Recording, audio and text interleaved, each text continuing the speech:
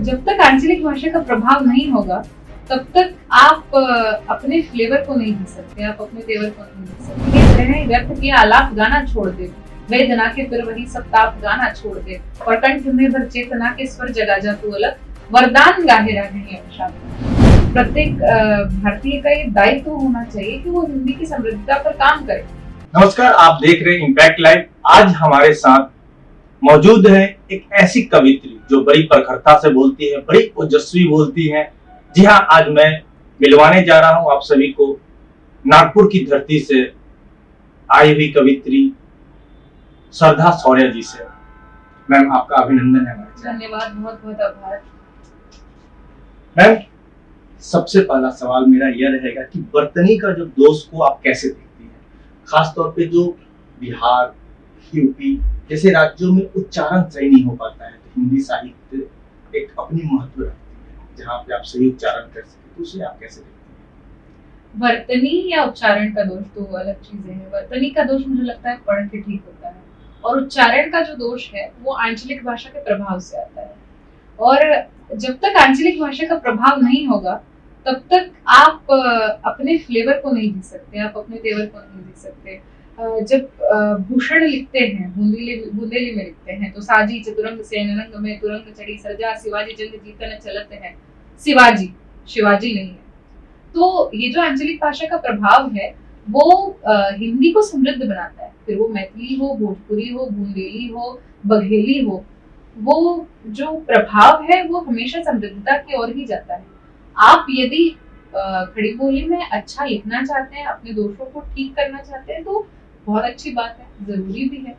लेकिन वर्तनी के दोष के कारण या उच्चारण के दोष के कारण किसी की साहित्यिक समझ पर टिप्पणी करने से मैं बचती हूँ, और ये गलत भी है। क्योंकि आप जिस भाषा को बोलते, पढ़ते, सुनते, कहते हुए बड़े हुए हैं, उसका यदि प्रभाव आप पर ना पड़ सके तो फिर ये गलत बात है। आपके प्रदेश का, आपके राज्य का, आपके आंचलिक भाषा का जो प्रभाव आपकी भाषा पर पड़ता है वो आपको और समृद्ध बनाता है। मैं तो ये भी कहना चाहूंगी कि आंचलिक जो साहित्य है उसको भी पढ़ा जाए। मैम, आप महिला सशक्तिकरण पर बोलती हैं, आप कहती हैं कि रील ना बनाओ लेकिन सही मायने में आप सशक्त हो। तो रील का सदुपयोग भी हो सकता है और दुरुपयोग भी, तो महिलाओं को आप सदुपयोग के बारे में क्यों नहीं? मैं सदुपयोग के बारे में ही कहना चाहती हूँ। मेरा मुक्तक है कि हे विरह व्यर्थ किया आलाप गाना छोड़ दे, वेदना के फिर वही सब ताप गाना छोड़ दे, और कंठ में भर चेतना के स्वर जगा जा तू अलग, वरदान गाहे रागिणी अभिशाप गाना छोड़ दे। मुझे रोती हुई लगती हुई लड़कियों से समस्या है। मुझे इसमें कोई गलती नहीं लगती, इसमें कोई समस्या नहीं लगती कि आप अपनी स्त्री होने पर गर्व करें। श्रृंगार करना स्त्री का अधिकार है। तुम कलिका हो सुपन की सो कोमलता पर टोक।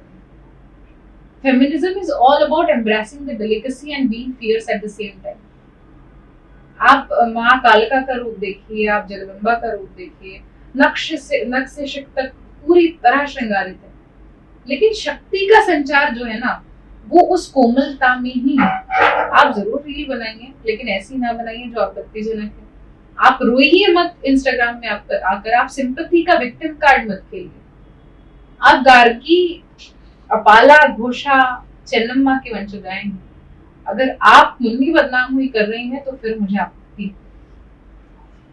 अगला सवाल है मैम कि लगातार जिस परिवेश में हिंदी बढ़नी चाहिए थी वो बढ़ नहीं पाई, अभी भी हिंदी को राजभाषा का ही दर्जा प्राप्त है। तो क्या ये राष्ट्रभाषा कब तक बन पाए, या आप जैसे लोग जो लिखते हैं, पढ़ते हैं, सभाएं कर रहे हैं, लोगों को जागृति प्रदान कर रहे हैं हिंदी के विषय पर, तो आप लोग का क्या दायित्व बनता है हिंदी को राष्ट्रभाषा के रूप में परिभाषित?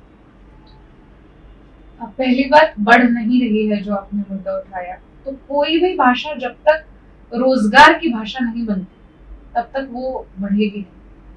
हम जब अपने बच्चों को, अपने बहन भाइयों को पढ़ाना चाहते हैं तो हमारा पहला जो प्रायोरिटी होती है वो होती है अंग्रेजी, इसलिए क्योंकि वो रोजगार की भाषा बन गई है। तो ये हमारा, और नॉट जस्ट हमारा, केवल साहित्यकारों का या कवियों का या कथावाचकों का काम नहीं है कि वो हिंदी के लिए काम करें। प्रत्येक भारतीय की ये आवश्यक जरूरत बननी चाहिए प्रत्येक भारतीय का ये दायित्व होना चाहिए कि वो हिंदी की समृद्धता पर काम करे। अगर आपको 69 बड़ा है या 72 बड़ा है ये समझ में नहीं आ रहा है तो फिर समस्या है। आपको अपनी भाषा के लिए खुद काम करना पड़ेगा। जहाँ आज का युवा एक वाक्य में 2 गालियां देता है, वहाँ यदि आम बोलचाल की भाषा में कविता होने लगी तो शायद समस्या हो जाएगी। मैं चाहती हूँ क्लिष्ट हिंदी बरकरार रहे और हमारा युवा, हमारी आने वाली पीढ़ियां इसे समझने का प्रयास करें। हम कब तक कोशिश करेंगे कि मुझे 1990s वाला प्यार चाहिए, मुझे इश्क नहीं प्यार चाहिए वाली बातें कब तक होगी?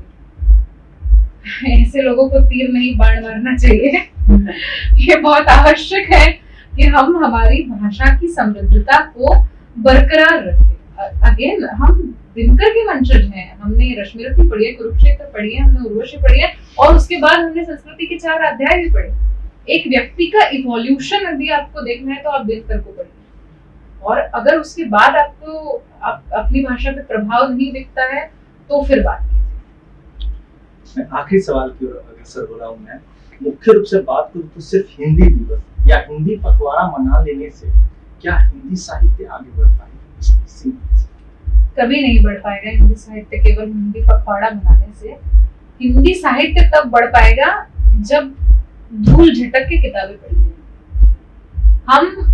हमारा जो देश है ना वो अपने सबसे खराब समय में साहित्य को लेकर चल रहा है क्योंकि हमारे युवाओं को पढ़ना ही नहीं है।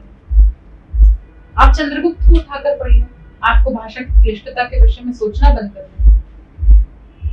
आप स्कंदगुप्त पढ़िए, आप ध्रुव स्वामिनी पढ़िए, आप निराला को पढ़ लीजिए, आप महादेवी को पढ़ लीजिए, आप सुभद्रा जी को पढ़ लीजिए। उसके बाद जो परिवर्तन आएगा ना वो आवश्यक होगा। मुझे लगता है कि कॉलेजेस या जो स्कूलें हैं वो ह्यूमन लाइब्रेरी के कॉन्सेप्ट को और ज्यादा बड़े तौर पर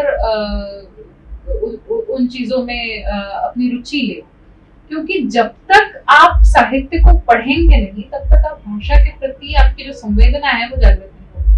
और साहित्य ना केवल भाषा से आपको समृद्ध बनाएगा बल्कि आपकी संवेदना को भी और समृद्ध बनाएगा। तो वो जो चैतन्य है हमारी पुरानी किताबों में उस चैतन्य को वापस लाया जाए। जब इस मोबाइल से हटकर हम किताबों तक पहुंचेंगे तब शायद देश में भाषा के प्रति एक पॉजिटिव, एक सकारात्मक बदलाव होने लगे। तो भी आप सुन रहे थे सदा शौर्या जी को बहुत ही प्रमुखता के साथ, प्रखरता के साथ हमारे सभी सवालों का जवाब दिया है। मैं बहुत बहुत धन्यवाद, आपने हमारे चैनल को समय दिया। बहुत धन्यवाद, बहुत बहुत आभार। बने रहे इम्पैक्ट लाइव। नमस्कार।